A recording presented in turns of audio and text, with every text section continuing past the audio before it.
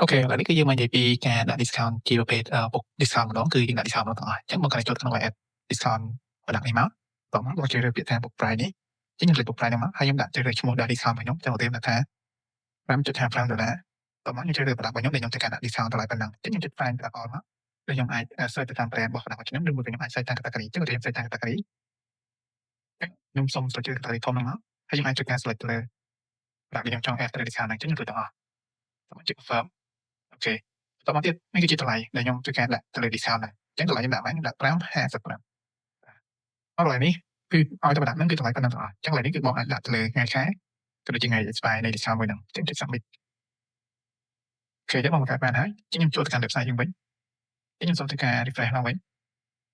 អូខេបងអញ្ចឹងខ្ញុំ refresh ហើយបងក៏ទៅចូលមកកាន់កន្លែងការ discount ហ្នឹងគឺការចុចតម្លៃហ្នឹងបងចូលមកខាងខមមកគឺតែ product ដែលបងដាក់ discount $5.55មិញហ្នឹងអញ្ចឹង product ហ្នឹងគឺនឹងចុះសល់$5.55ទាំងអស់អញ្ចឹងនេះគឺជារបៀបដាក់ book price discount